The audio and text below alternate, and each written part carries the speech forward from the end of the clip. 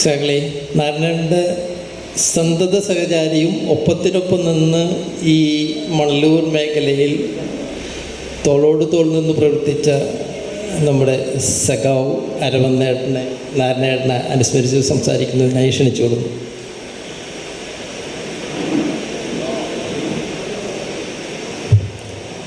വേദിയിലുള്ള വിശിഷ്ടാതിഥികളെ, സദസ്സിലുള്ള സഹോദരി സഹോദരന്മാരെ, സുഹൃത്തുക്കളെ,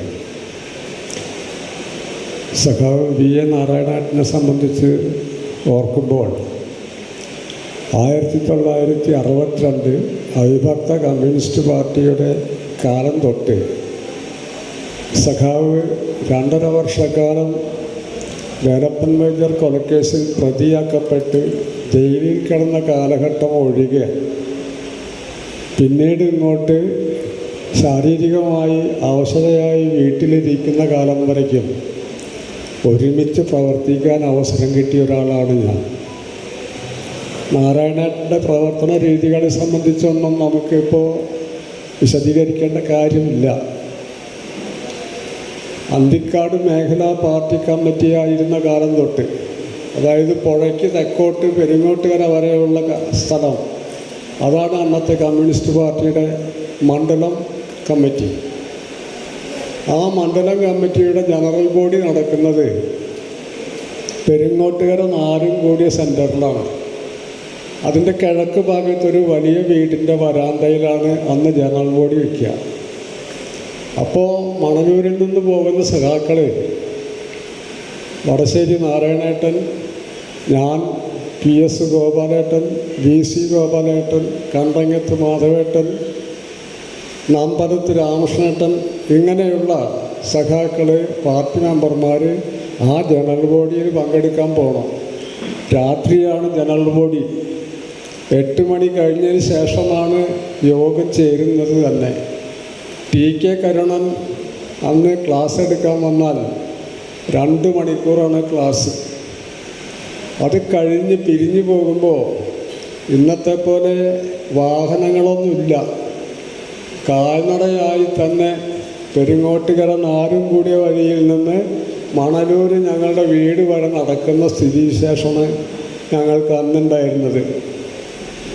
പക്ഷേ ഞങ്ങൾ നടക്കുമ്പോൾ നാരായണേട്ടൻ്റെ ഒപ്പം എത്താൻ ഞങ്ങൾക്ക് കഴിയില്ല. അത്രയും സ്പീഡിലാണ് നാരായണേട്ടൻ നടക്കുക.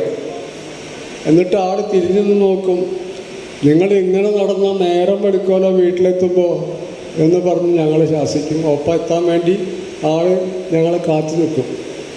അത്രയും സ്പീഡിൽ നടക്കുന്ന ആളാണ്. അങ്ങനെ ഞങ്ങൾ വീട്ടിലെത്തും. നാരായണൻ്റെ വീട്ടിലെ ആളെ കൊണ്ടുവന്ന് നോക്കിയിട്ട് ഞങ്ങൾ വീട്ടിൽ പോവുള്ളൂ. അപ്പോൾ ഞങ്ങൾ ചെല്ലുമ്പോൾ കൗസല്യങ്ങൾ അന്ന് ലൈറ്റൊന്നുമില്ല, വീട്ടിൽ മണ്ണെണ്ണ വിളക്ക. ആ മണ്ണെണ്ണ വിളക്കും കത്തിച്ച് കാത്തിരിക്കുന്നുണ്ടാവും. അങ്ങനെ ആളെ വീട്ടിലെത്തിച്ച് ആൾ ആ സമയത്ത് കത്തിയൊക്കെ തേച്ച് കത്തിയൊക്കെ കെട്ടി ആ 3 മണിക്ക് പിന്നെ ചെത്താൻ പോവുക.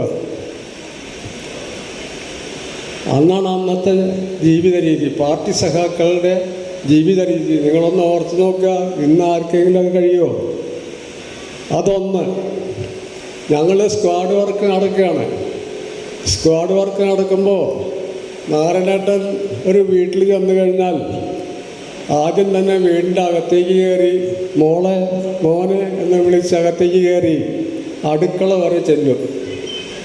അങ്ങനെ ചെന്ന് അവിടുത്തെ വീട്ടമ്മമാരുമായി വർത്തമാനം പറഞ്ഞ്, ഗ്രഹനാഥന്മാരായി വർത്തമാനം പറഞ്ഞ് ഞങ്ങൾ നോക്കുമ്പോൾ അവിടെ പേര മുഴുത്ത് നിൽക്കുന്നുണ്ടെങ്കിൽ കണ്ടാൽ ആ പേരമ കയറും.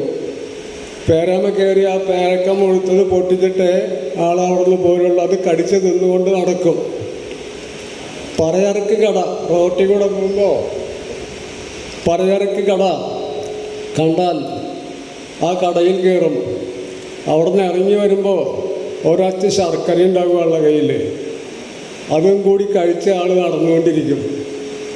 അതുപോലെ തന്നെ ആളുടെ നിത്യ പരിപാടി, ചെത്ത് കഴിഞ്ഞ് കുളിച്ച് ഭക്ഷണം കഴിച്ച് വീട്ടിൽ നിന്ന് ഇറങ്ങുമ്പോൾ ചിന്താവാരിക, തത്തമ്മ, ദേശാഭിമാനി, ഇങ്ങനെയുള്ള ദേശാഭിമാനി വാരിക ഇതിൻ്റെയൊക്കെ ഏജൻസീസ് ഉണ്ടാവും.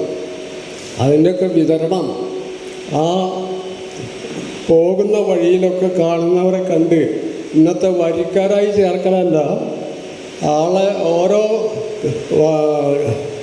മാസികയും കത്തമ്മ മാസികയും ചിന്തവാരികൊക്കെ കയ്യോടെ പിടിപ്പിച്ച് കാശ് വാങ്ങി വിൽപ്പന നടത്തി കൊടുക്കുന്ന ഒരു സ്ഥിതിവിശേഷമാണ് നാരായണൻ നേരിടുന്നത്. അതോടൊപ്പം തന്നെ എല്ലാ ദിവസവും പാർട്ടി സഖാക്കളായി പോകുന്ന വഴിയിലൊക്കെ കാണുന്നവരോട് സംസാരിച്ച് പാർട്ടി സഖാക്കളോട് വിശേഷം ചോദിച്ച് ആശയവിനിമയം നടത്തി അങ്ങനെ ജനങ്ങളിൽ നേരത്തെ നമ്മളൊക്കെ പറയാറില്ലേ, കമ്മ്യൂണിസ്റ്റുകാർ വെള്ളത്തിലെ മീനിനെ പോലെയായിരിക്കണം എന്നുള്ള തത്വശാസ്ത്രം നാരായണേട്ടൻ അക്ഷരം പ്രതിപാലിച്ച് ജനങ്ങളുടെ നേതാവായി വളർന്ന ഒരു സഖാവാണ്. ആ കാലഘട്ടത്തിലെ ജീവിതം എല്ലാവർക്കും ഒരു പാഠമാണ്. പക്ഷേ ഇപ്പോൾ അത് ഓർക്കാൻ പോലും കഴിയില്ല, ചിന്തിക്കാൻ പോലും കഴിയില്ല. ഇന്നത്തെ പാർട്ടി മെമ്പർമാർ പോലും മുഖത്തോട് മുഖം കണ്ടാൽ അറിയില്ല, പരിചയമില്ല. കമ്മ്യൂണിസ്റ്റ് പാർട്ടി മെമ്പർമാരെ പരിചയമില്ല, ലീഡർഷിപ്പിന് പോലും പരിചയമില്ലാത്ത അവസ്ഥ ഉണ്ടാവും. ആ രീതിയിലേക്ക് കാലം മാറി, സമൂഹം മാറി. ഇപ്പോൾ എല്ലാം മൊബൈൽ കൂടി, ഗ്രൂപ്പുകളിൽ കൂടി എല്ലാം ആരുമായി ബന്ധമില്ല. ആ അവസ്ഥയിലേക്ക് മാറി. ജനങ്ങൾ കമ്മ്യൂണിസ്റ്റ് പാർട്ടി മെമ്പർമാർ, കമ്മ്യൂണിസ്റ്റ് പാർട്ടി നേതാക്കന്മാർ ജനങ്ങളുമായിട്ട് നിരന്തരം ബന്ധം പുലർത്തിക്കൊണ്ട് ആത്മബന്ധം സ്ഥാപിച്ച് മുന്നോട്ട് പോകുന്ന ആ ഒരു അവസ്ഥ പഴയതുപോലെ ഇന്നില്ല. ഞാൻ അതിലേക്ക് അതിൻ്റെ കുറവുകളെ പറ്റിയൊന്നും ഞാൻ പറയുന്നില്ല.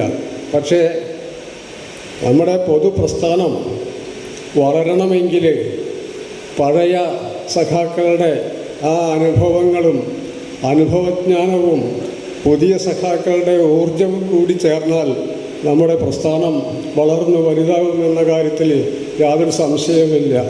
നാരായണേട്ടൻ്റെ ജീവിത കാലഘട്ടത്തിലെ അനുഭവങ്ങളും അതുപോലെ തന്നെ ഒരു പ്രത്യേക കാര്യം കൂടി പറഞ്ഞ് ഞാൻ അവസാനിപ്പിക്കാം.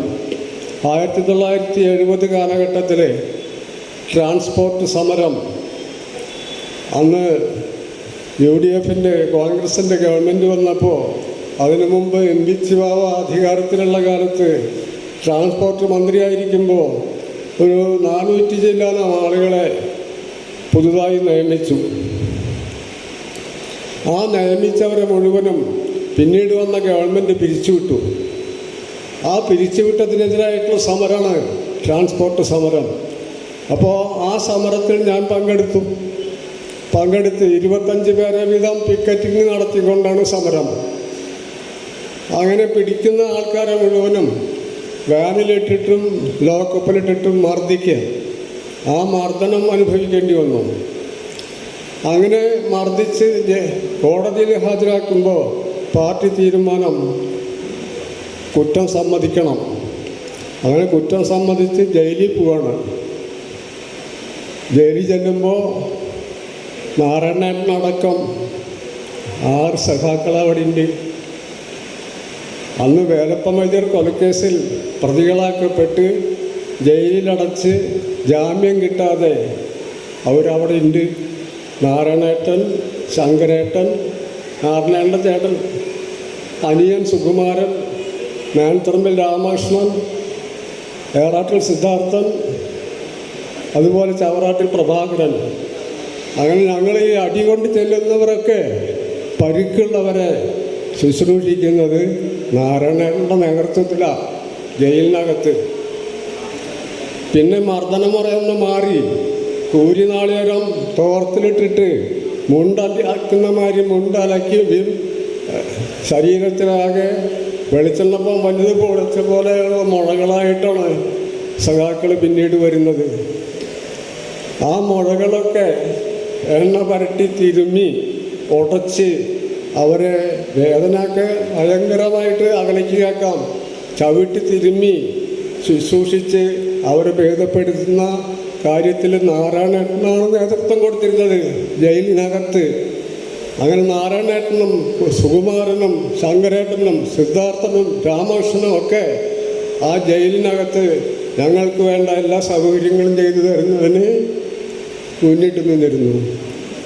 അപ്പോൾ ജയിലിനകത്തും നാരായണേട്ടൻ്റെ ആ കമ്മ്യൂണിസ്റ്റുകാരൻ്റെ നേതൃത്വം അവിടെ നമുക്ക് നല്ല രീതിയിൽ കാണാൻ കഴിഞ്ഞു.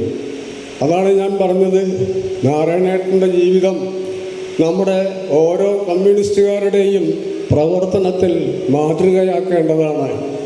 അതിനുവേണ്ടി ഇത്തരം ദിവസങ്ങൾ നാരായണേട്ടനെ ഓർമ്മിക്കുക മാത്രമല്ല, നാരായണേട്ടൻ്റെ ജീവിതം മാതൃകയാക്കിക്കൊണ്ടുള്ള പ്രവർത്തനം കൂടി നമ്മൾ മുന്നോട്ട് കൊണ്ടുപോകണം എന്ന് മാത്രം പറഞ്ഞുകൊണ്ട് സഖാവിൻ്റെ ഓർമ്മയുടെ മുമ്പിൽ എല്ലാവിധ ആദരാഞ്ജലികളും അർപ്പിച്ചുകൊണ്ട് എൻ്റെ വാക്കുകൾ അവസാനിപ്പിക്കുന്നു.